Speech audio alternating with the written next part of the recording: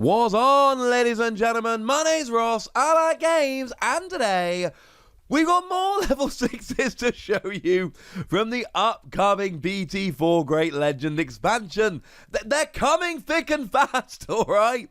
They are, the Digimon leaks and reveals lately have been almost too much to keep up with, but look, you have my word at this stage, as you have had for a while. You should know this by now.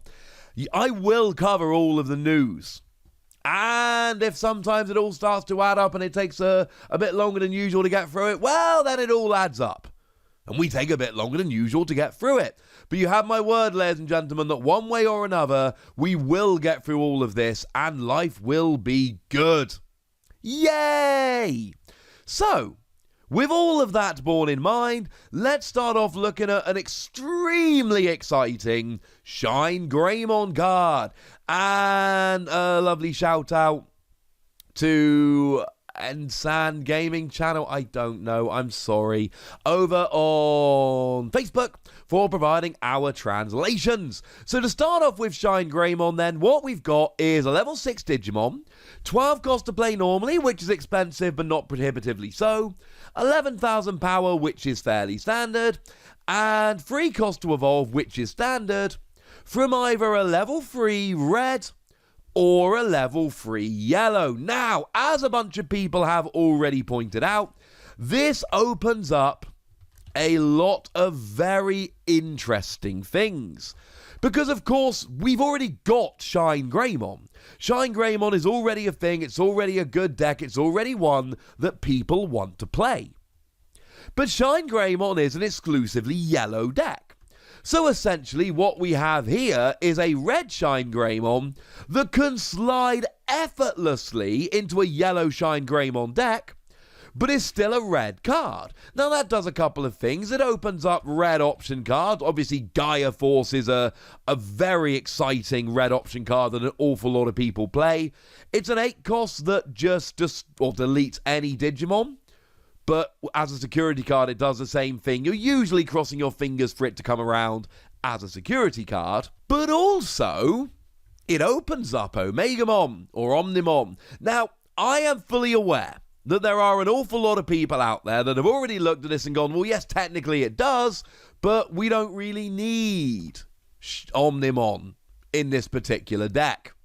Yeah, not arguing with you. Still think people are going to try putting it in there because Omnimon is that gosh darn good. Even as just a one-off so that when you Digivolve, you get to just delete a bunch of Digimon. Why would you not? Like, even if you're not playing an Omnimon deck, if you're playing this red ShineGreymon or really any red deck that's got a red level 6, why would you not just play one Omnimon in your deck just for the possibility of one point in the game going, boom, now I delete all of X Digimon. Oh, and then I'm going to attack and make myself active again. I don't know. Even if you don't use it until the very end of the game, it still seems like a great ace to have up your sleeve. So it does that nicely in ShineGreymon decks, but what does it actually do? Well, on your turn, when your red or yellow tamer is rested, this Digimon gains security attack +1 until end of the turn. And what is absolutely crucial here, and it is very crucial, this appears to stack. The translation we've got says that it stacks, which is ridiculous. Because you can rest 3 or 4 tamers. I mean, if you rest 3 tamers, you get security attack +3.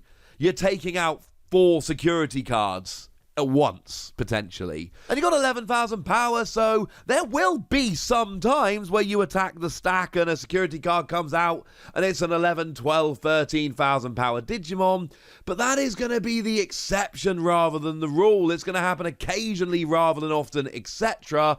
And this is a thing of absolute beauty. This is an extremely powerful Digimon.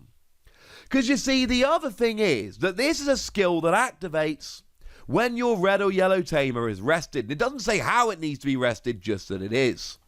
So if we go and remind ourselves about the yellow ShineGreymon, we're going to see some pretty nice synergy rolling on here.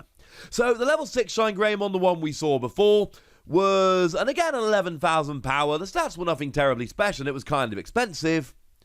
But when you Digivolved, you rested all of your yellow tamers, and for every tamer rested by this effect, you chose a Digimon and lowered its power by 4,000 for the turn. But now, if you've got this ShineGreymon in play, you also gain security attack +1 because you're resting all of your yellow tamers. So if you've got, say, 3 yellow tamers out, you rest all of them when this ShineGreymon comes in.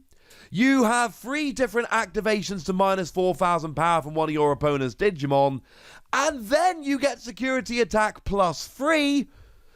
I know for a fact from looking at the comments that have come out since this card was revealed, which was not that long ago, that there are a whole bunch of people out there that are rather excited for this.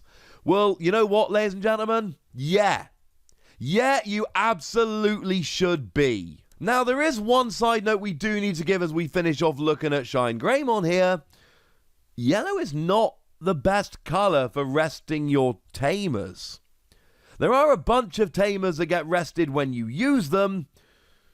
I don't think, and again, correct me if I'm wrong here in the comment section, I don't think there are any yellow tamers that naturally rest themselves. We've got some good yellow tamers, but I don't think we've got any that naturally rest themselves. Which could end up being a little bit awkward here, because that's how you're activating this skill.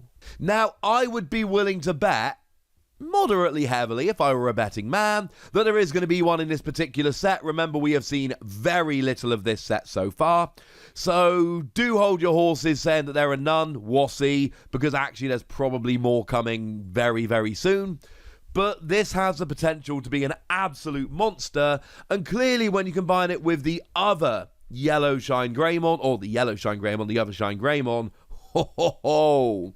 And like I say, as more yellow tamers come out and some of them naturally rest themselves, this card gets much better rather than worse.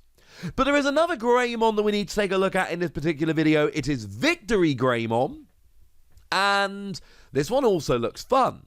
It's an 11 cost to play normally, which is standard, 4 cost to evolve, which is kind of high, 12,000 power, which is also moderately high. So this is one of the rare times when you actually probably want to play this. Again, this is all dependent on your hand, the game state, your resources, memory, etc. But in theory, if you look just at the stats, there is a good argument to play this normally rather than evolving it. But it depends if you ever got 11 memory you're willing to spend. But it's quite powerful, which is good.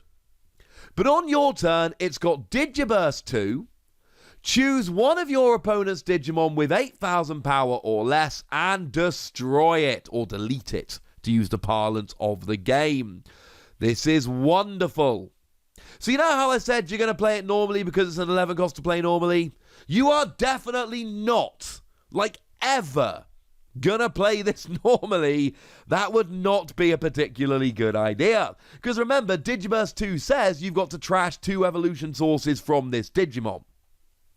So if you do play it normally, you don't ever get to use this skill. So, yeah, sorry about that. And incidentally, you might be thinking, well, you know, 11 cost, 12,000 power, maybe. No, play Phoenixmon. Because Phoenixmon is a 10 cost to play normally, 12,000 power. So even though, and this is a weird one to me, right? It is slightly cheaper than average to play normally in terms of the cost, and more expensive to evolve, but then they give you a skill that forces you to evolve it. It just feels like they're playing with us. But the fact of the matter is, let's say you've started at a level 2. You've started at a Digi-Egg and Digivolved all the way up, which is definitely what you're going to be looking to do here. Well, you've got your level 2, your level 3, your level 4, your level 5, and you've Digivolved into this. So you've got Digiburst 2. So you've got 2 uses of it. 2 times you can burst away 2 Digimon or 2 evolution sources and then activate this skill. So you've essentially got 2 shots to make this work. But the thing to remember is, it's not once during your turn. It's not if you rest this Digimon. It is just Digiburst 2. So you could Digivolve up and immediately Digiburst twice. So many Digiwords. And then be happy. Or you could Digivolve up and save it. Or you could use one now, one later, one in 2 turns, one in 3 turns. It doesn't matter. You've essentially always got this Digimon ready to go. Now there becomes a bit of a cat and mouse game here, because the longer you leave it, the more likely it is your opponent is going to be able to manipulate a way to delete it. And if you ever get these Digiburst Digimon deleted before you've Digibursted away all of their evolution sources, you are just leaving skills on the table. That is not something you want to do. But as long as that doesn't happen, yes. Absolutely yes. I am a big, big fan of this. We do need to remind ourselves that it is 8,000 power or below. To be honest, that will be the majority of non-level 6s. Your 3s, 4s and 5s, not all of them. There are a few that are up 9,000, 10,000 power as level 5s, but most of them will be deleted by this. And this is so good. Yes, this is good. I don't think it's quite on that same level of excitement as ShineGreymon was. And I'm always made nervous about the skills which essentially have a limited use and then they're gone forever. But the fact of the matter is, it's such a good use here, and you are getting rid of 2 of your opponent's Digimon, that I think we can let it slide just for now. So there we go, ladies and gentlemen, 2 new level 6s, and might I say, 2 rather nice new level 6s. But I'd like to know what you think about them, so let me know in the comment section, would ya? Go nuts! Be nice. And then make sure you like this video, subscribe to this channel, follow me on Twitter at @TheWassy. That's where we talk about Digimon and a whole bunch of other card games. And please do consider checking out patreon.com/PTCG Radio, where you can support the channel, get some bonus podcasts, all kinds of fun stuff. But by far the most important thing, as always, look after yourselves till next time, would ya? Thank you very much for watching. My name's Ross, and you've been watching Wassy Plays.